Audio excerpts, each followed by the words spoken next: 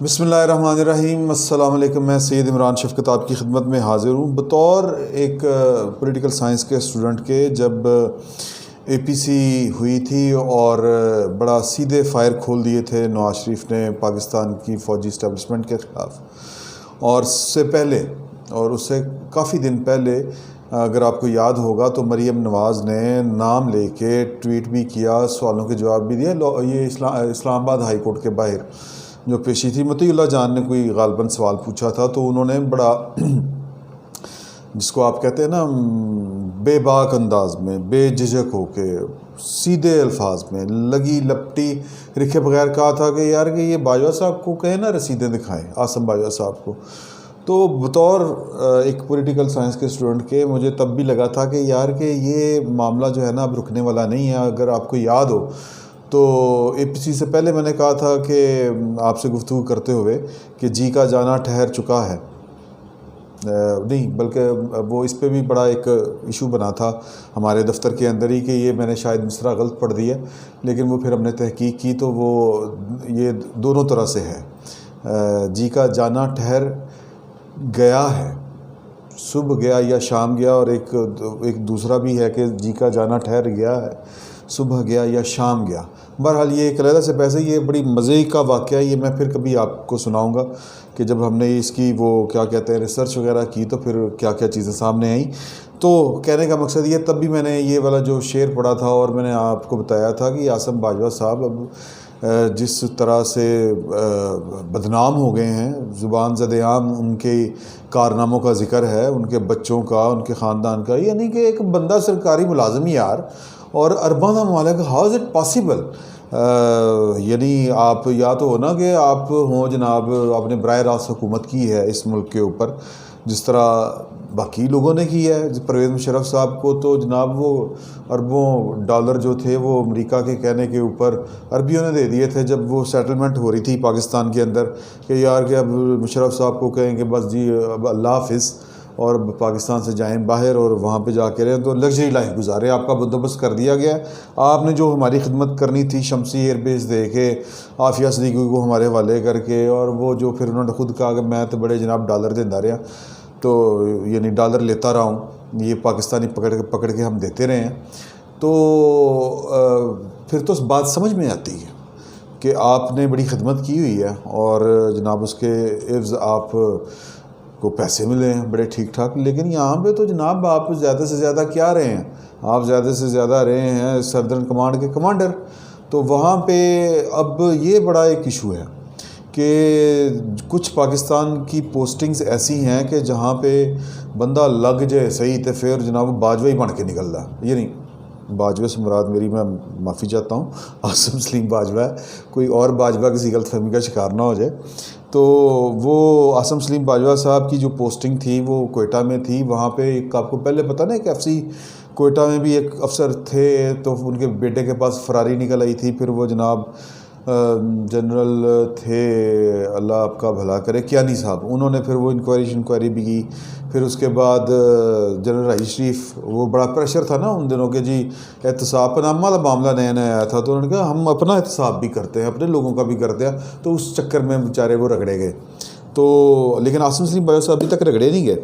तो कहने का मकसद, मैं जो बात पॉइंट मेक करना चाह रहा था, फिर एपीसी हो गई और एपीसी के बाद एपीसी में भी उन्होंने खुल डुल के कहा कि जनाब कि ये आपका बंदा है और ये नैब वालों को नज़र नहीं आता, ये एक मुलाजिम है और एक उनकी बीवी जो है वो हाउस वाइफ हैं, बच्चे उनके 20-20, 25-25 साल के बच्चे हैं, और जनाब वो कोई मकान अमेरिका दे चने तो कोई वो सिल्क लाइन कंपनी तो फलां कंपनी, ये कंपनी वो कंपनी, पापा जान पिज़्ज़ा भी नहीं कहा आपको अगर याद हो तो तब मैंने कहा था कि यार ये सॉफ्ट वैली है पाकिस्तान की इस्टेब्लिशमेंट की, यहाँ पे अब सोना मारेंगे ये जो अपोजिशन वाले हैं। और यानी आप अगर आपने ये सॉफ्ट वैली को ओपन रखना है तो फिर ताड़ी मर्जी है, नहीं तो जनाब उन्होंने तो फिर इन्होंने तो ठुडे मारने को सोन मारने और मार मार के अदमुआ कर देंगे। बात करने के लिए एक बात चाहिए होती है, और यानी इस्टेब्लिशमेंट का जो सबसे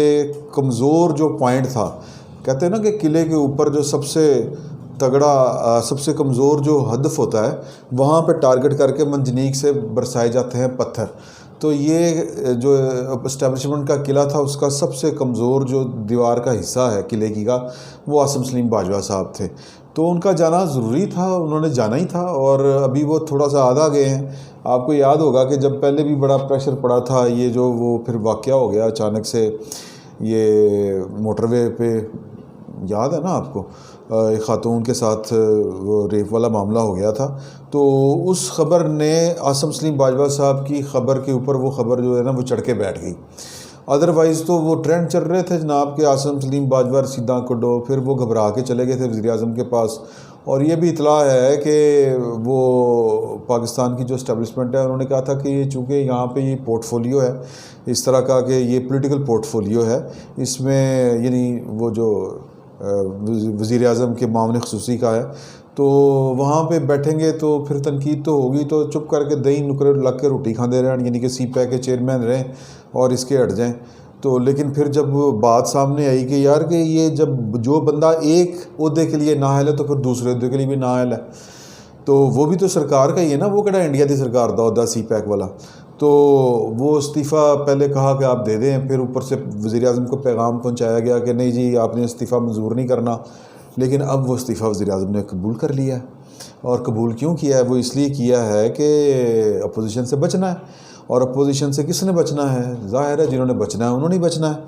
और ये आप यूँ समझें कि एक इसमें एक पॉइंट ये भी है कि आप ये समझते हैं कि इस ओहदे के ऊपर चूँकि आपको अपने खाते खोलने पड़ने थे कि जनाब कि अगर आप वज़ीर आज़म के या किसी ऐसे पोर्टफोलियो पे जिसके अंदर आपको अपने खाते खोल के दिखाने होते हैं कि जनाब मेरे को इन्ने पैसे ने इत्थों आए ने, उत्थे गए ने, उत्थे है मैं लिया, उत्थे है बेचिया, ये सारा हिसाब देना पड़ता है। तो फिर आप उस जगह पे नहीं रह सकेंगे। लेकिन CPAC की जो है, CPAC अथॉरिटी की जो है चेयरमैनशिप जो है, उसके लिए तो वो आपको सासे नहीं शो करने पड़ने। और भाईजान ये फार्मूला गलत है। अगर आसिम सलीम बाजवा साहब की जो दयानत है उस पे सवाल बतौर यानी मामले ख़ुसूसी भी बतौर सवाल है, तो वो तो और बड़ा काम है। CPAC पे तो अरबों खरबों के सौदे हैं और उन्होंने फिर कंपनियां बनाई हुई हैं। और इल्ज़ाम उन पे क्या है? इल्ज़ाम उन पे ये है कि वो जहाँ पे जाते हैं वहाँ पे बैठ के अपनी फैमिली के कारोबार को दिन दुगनी रात चुगनी तरक्की करनी शुरू कर देते हैं। जहाँ पे वो जाते, उधर गए कोयटा में तो उन्होंने एक माइंस वाली कंपनी बनवा ली। CPAC में आए तो जनाब वो सिल्क लाइन कोई कंपनी बन गई, वो मैन पावर सप्लाई करने वाली। तो असल मामला तो ये है कॉन्फ्लिक्ट ऑफ इंटरेस्ट। अगर आपने वो जो ऑर्डिनेंस पढ़ा हुआ है जो कि इस वक्त वैसे ही वो कल अदम हो चुका है या अपनी मियाद पूरी कर चुका है और कोई कानून नहीं बना, उनकी अभी तक की जो चेयरमैन CPAC अथॉरिटी है वो भी उनकी कोई पोजीशन नहीं है कानून की नज़रों में। तो उसमें लिखा हुआ है उसकी जो मुतलका, अगर आप शिकें पढ़ें कि यार कि एक ऐसा बंदा जिसका कोई कॉन्फ्लिक्ट ऑफ इंटरेस्ट हो, उसका कोई रिश्तेदार, कोई लेना देने वाला, उसका कोई मामला CPAC के साथ जुड़ा हो, ऐसा बंदा CPAC की किसी अथॉरिटी के किसी ओहदे पर फायज नहीं रह सकता। तो पाए ने तो नहीं पाई आसिम सलीम बाजवा साहब ने, तो ये बंदा तो नहीं रह सकता। एक बात ये इखलाकी तौर पे, और दूसरी बात ये कि मैंने APC के जब मैं आसिम सलीम बाजवा साहब का जिक्र हुआ था तो मैंने ये कहा था कि आपसे गुजारिश की थी, और बतौर एक पॉलिटिकल साइंस के स्टूडेंट के ये गुजारिश की थी कि जब आपके ऊपर यूं करके हमले होने शुरू हो जाएं और फिर जब तनाव बहुत बढ़ जाए दोनों तरफ से, तो फिर कैसे पता चलेगा कि पेशरफ्त इधर से हो रही है, इस्टेब्लिशमेंट की तरफ से हो रही है, या अपने एजेंडे में कामयाब अपोजिशन हो रही है? तो इसका कैसे पता चलेगा? तो मैंने गुजारिश की थी कि जिस दिन अगर अपोजिशन की तहरीक कामयाब हो रही हुई, यानी आगे बढ़ रही हुई अपने मकासद को हासिल करने में, तो उसकी पहला इशारा, उसकी पहली निशानी ये होगी कि आसिम सलीम बाजवा साहब को रिज़ाइन करना पड़ेगा। तो वो आप उठा के देख लें वीलॉग, वो एक में नहीं 2-3 में मैंने गुजारिश की थी। तो ये एक बेसिकली आप ये समझें कि तहरीक तो 16 तारीख से शुरू होनी है ना, ये जो गुजरांवाला का जलसा है, उससे पहले ठंडा करने की कोशिश है कि यार कि इनके हाथ मारा। या तो एक बात हो सकती है कि वीक पॉइंट कोई ना रहे, लेकिन एक वीक पॉइंट खाली ये थोड़ी है, वीक पॉइंटों की तो माशाल्लाह वो क्या कहते हैं लैंड लगी हुई है। मतलब ये कि अगर आप बयान आपने सुना हो, बार बार उसका ज़िक्र होता है मौलाना अब्दुल गफूर हैदरी साहब का, उनका अगर आप बयान सुने, फिर उसके बाद और बड़े किस्से हैं। जो फिर यानी कह लें कि वो शौकत सिद्दीकी साहब का बहुत बड़े किस्से हैं। मतलब ये वो खिद्दू है जिसको फरोलेंगे लीरें लिख देंगी। तो गुजारिश सिर्फ इतनी है कि आपको ये कुर्बानी दे के कि आप ये समझें पाकिस्तान की इस्टेब्लिशमेंट जो सिक्योरिटी इस्टेब्लिशमेंट के जनाब आसिम सलीम बाजवा नाम का बकरा जो है वो हमने आधा ज़िबा कर दिया। वो नीम बिस्मिल सा तड़पता फिरेगा तो जनाब अपोजिशन को शायद कोई बात करने का उनके पास मौका नहीं। भाएं उन्होंने कोल करने वास्ते गल्लां बड़ियां सुनाने वास्ते कहानियाँ बड़ियां, छड़ना छोड़ना उन्होंने कोई नहीं। वो निकल रहे हैं और आपको बिल आखिर जाना पड़ना है और जाने के सिवा चारा कोई नहीं है। तो अब ये कहना कि जनाब के वो हमने तो जलसों की इजाज़त दे दी है, आप बड़े अच्छे अच्छे बन रहे हैं, तो ये भी आपकी मजबूरी है। जिस तरह आसिम सलीम बाजवा साहब का इस्तीफ़ा मंजूर करना आपकी मजबूरी है। अभी तो CPAC से भी इस्तीफ़ा आना है उनका। ये नहीं है कि ये बात आ गई और काम ख़त्म हो गया। CPAC की चेयरमैनशिप से भी इस्तीफ़ा आएगा और उसके बाद और बड़े इस्तीफ़े आने हैं और वो या कह लें कि चेंज बड़े आने हैं। वो चेंज हो सकता है वो कौमी असम्बली के अंदर ही आ जाए। और दूसरा ये कि ये जो आप जलसों की इजाज़त दे के तो बड़ा वो मॉरली चैम्पियन बनने की कोशिश कर रही है हुकूमत को अपने दिन याद करने चाहिए कि इमरान खान साहब ने कौन कौन सा तमाशा नहीं लगाया हुआ। ये अपोजिशन तो इनके मुकाबले में हाजी नमाजी है। जिस तरह के काम इन्होंने किए हैं, किलों वाले सरिये और डंडियाँ दे केला के वो जो SP जनेजो था उसके सर में मारे डंडे, और फिर ये कि कंटेनर के ऊपर खड़े होकर कहना मैं उल्टा लटका दूंगा, मैं खुद फांसी दूंगा, मैं खुद जेलों में डालूंगा। और फिर जनाब TV स्टेशन के मतलब ये बंदे को कोई थोड़ी जी या होती, वो क्या कहते हैं ख्वाजा आसफ ने कहा था ना, कोई ग्रेस होती है, कोई शर्म होती है, कोई हया होती है। आप खुद खड़े होकर आज वज़ीर आज़म की कुर्सी पे कह रहे हैं कि कानून हाथ में लिया तो मैं जनाब जेलों में डाल दूंगा। भाईजान आपने जो कानून हाथ में लिया था उसका हिसाब कौन देगा? आपने PTV के अंदर आप घुस गए, आप वज़ीर आज़म हाउस के अंदर जाने की आपकी पार्लियामेंट हाउस के अंदर आपने जो कुछ किया तो सरकारी मतलब बेसिकली तो वो ये था ना कि जिस तरह कोई बलवाइये हैं और वो सरकार के तनसीबात पे कब्ज़ा कर रहे हैं। आप तो इस हद तक चले गए थे। तो ये अपोजिशन मेरा ख्याल इस हद तक नहीं जाएगी। उसकी एक वजह शायद ये हो सकती है कि आप को जो एक जोम है, हो सकता है वो जो आपको जोम है वो अपोजिशन को वो खौफ हो कि यार के एक भेजते ने। लेकिन मेरा ये ख्याल है कि जनरल कमर जवेद बाजवा साहब ने आपको बता दिया है कि भाईजान मैं तो आइन और कानून के साथ हूँ। अच्छा, वो फिर वो जो मैंने पिछली वीडियो बनाई थी हफ्ते वाले दिन जो उनका ख़िताब के ऊपर, उस पर बहुत सारे कमेंट्स आए कि जनाब के नहीं ये चकमा देने की कोशिश है। ये नहीं, चकमा देने की कोशिश नहीं है और चारा कोई नहीं है।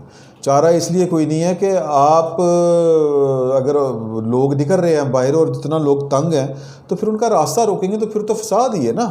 और फसाद से सारे बचना चाहते हैं, अपोजिशन भी बचना चाहती है और जो हुकूमत है वो भी बचना, हुकूमत से मुराद है कि जो पाकिस्तान की इस्टेब्लिशमेंट है वो भी बचना चाहती है। अलबत्ता जो जोम है इमरान खान साहब को वो है कि मैं एक कॉल दूंगा और फ़ौज आके फट्टे चुक देगी।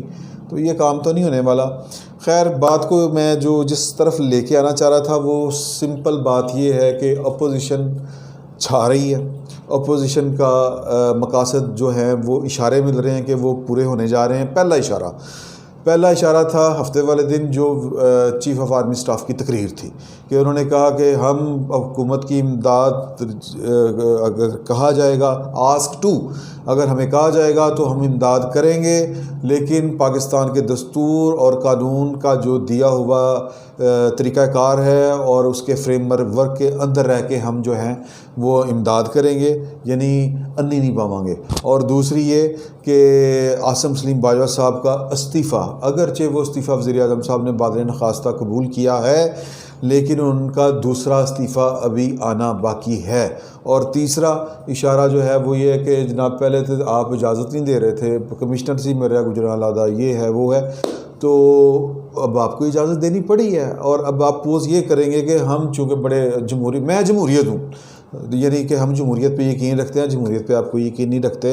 ये कहीं से डंडा आया है और ये डंडा जहाँ से आया है वो जो बाखबर लोग हैं उनको पता है। उन बाखबर लोगों से मुझे भी थोड़ी सी खबर मिल गई है, लेकिन वो अभी इस डंडे का जिक्र नहीं करना, क्योंकि वो डंडा किसी और तरफ भी चल सकता है। तो उस डंडे से सर फड़वाने का फ़िल वक्त शौक़ जो है वो मुझे नहीं है। अभी आप इस सूरत हाल को एंजॉय करें, जो खेल खेला जा रहा है उसको समझें, उसकी बारीकियां समझें जो मैंने आपको कुछ बताई हैं, और भी कुछ बड़े इशारे हैं। कोई बंदा कह रहा है कि यार कि वो जो छोटा भाई है वो मेरे छोटा भाई मतलब अपोजिशन वाला नहीं, हुकूमत वाला, वो तो मैं जनाब उसको चाहूँ तो मैं बड़ा भाई की जगह पे ला सकता हूँ, लेकिन ये जो छोटे भाई की जगह पे बड़ा भाई चेंज करने वाली बात है, ये हुकूमत को बड़ी ख़तरनाक साबित हो सकती है। लेकिन हम इस वक्त इस बात को नहीं करते, ये फिर कभी आने वाले दिनों में ये बात करेंगे, और ये ज़्यादा दिन दूर नहीं है, इस पे भी जल्दी बात होगी। फ़िल वक्त इतना ही, बहुत बहुत शुक्रिया।